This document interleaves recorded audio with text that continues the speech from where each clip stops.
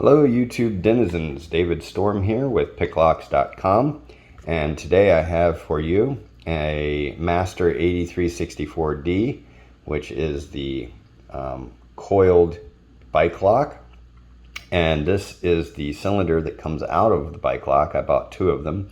Here it is inside the guard shackle, and if we put our key in there, you can see it turns and allows this piece to come loose. So we'll just leave that over here. This is a side milled key. As you can see, the milling here, and that's double-sided, and that top matches the top on this side, so it doesn't matter which way you put it in. And so we're going to insert this, and you can see it turns like that. Perfect. And we're going to pick this. Inside, you can see there are little fingers, and those fingers get pinched into this ramp right here. And so these fingers are actually being pulled into the center instead of pushed to the edges as most locks work. So pin tumbler and wafer locks. So we're going to go ahead and tension this. The tensioning is also rather unique in that I'm going to tension it from this side, but I'm going to have to do this side eventually, so I'll switch my tension in a minute here. So we'll get this side first. Go in there, and what we're going to do is just do a raking motion. It's the quickest way to pick this. You could do single pin, but I found that raking this is pretty quick. And again, it doesn't have a sidebar, so I guess technically it's not a slider, but does have slider style wafers in there, so we're going to go with the idea this is a slider. And it does have fingers, so I think it's just kind of semantics at this point as to whether or not this is a slider.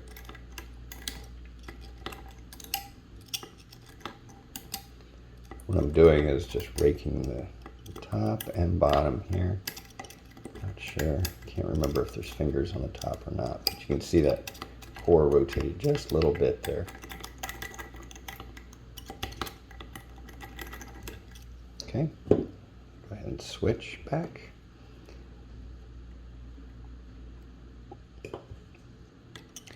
I'm pushing this in flat and then turning it so that I get in behind those pins like that.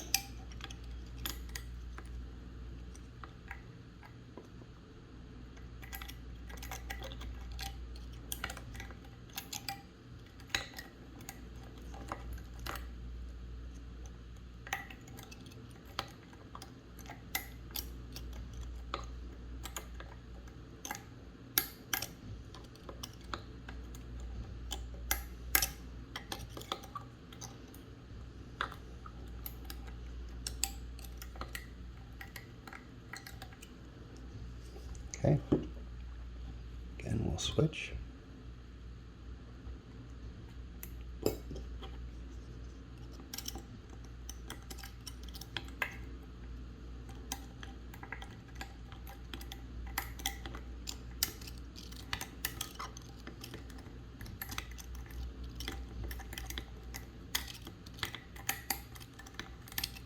Looks like maybe we have one or so left.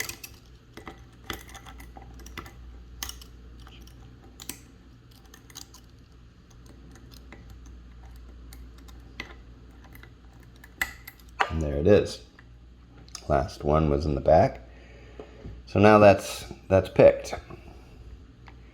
And let's go ahead and open this up and take a look at it.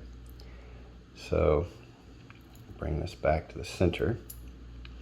And I have had to drill this all out here. And so we'll take one of our tools and take this little screw out. This was a pin, and this holds the core in.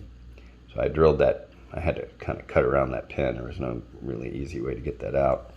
And then we're going to put our key in. If we don't put the key in, this thing will go everywhere. We'll pull it out, and you can see we have a row of 1, 2, 3, 4, 5. So this is 10. So 1, 2, 3, 4, 5 on this side, and 1, 2, 3, 4, 5 on this side. So 10, yes, 10 wafers in here, sliders. So let's take a look at one of these sliders. So there is a spring. Grab my tweezers here.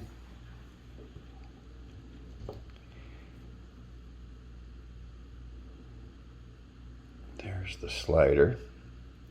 You can see the pin on the inside, a little pin there that interacts with the inside of the key, and there's the spring. Now, if we are careful, we can take a look at what that does. You can see it interacts just like that with that key. That pin on the side there, get it to focus. There we are. You can see it slides up and down on the inside there. And then another one would be on the other side doing the same thing. So while it's not a terribly high-tech lock or difficult to pick, it is tricky. And so now we'll put the key back in. You can watch all of those interacting as the key goes in, and there we are. And again, you have to hold both sides in if you take that key out, because if you lay it sideways, it still goes everywhere. So I learned that the hard way. Taking this apart was really tricky, and then trying to find the right combo of all of these, because I don't see any numbers on these wafers, so I had no way of knowing the numbering system on this. So I just had to kind of keep putting them in there until I found the right combination. Now, when I take this out, when I pull the key out, you can see those move up on both sides, top and bottom. Then your wafers go down into these, and that's what keeps the core from turning until you put the right key in, when it pulls them all flush, or you pick it, and allows that to turn in the core. So we're going to go ahead and pull this back out like so. And I put it in upside down, so we'll just rotate this. There's the hole for keeping that cylinder in. And we'll just put this back in here.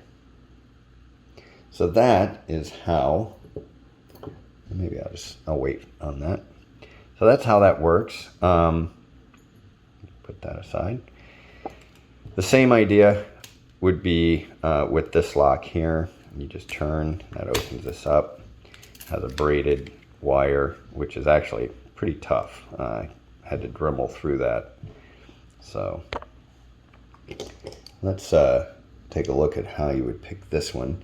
Yet again, you're going to need to do double tensioning, one on one side, pick this side, and then while this one is still in place, I was doing it kind of like this, and then put the next one in, apply your pressure, take this one out, pick this side, and then reverse that motion.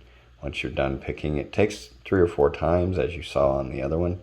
And so we would put it back in here, maintain our pressure using the thumb, take this one out, rake this side a little bit, and just keep going back and forth until you get it. I tried doing this one on camera, and it was just too angly. I just couldn't really effectively pick it and show anyone what I was doing. So, but I did pick this one, and I picked the other one when it was in this state.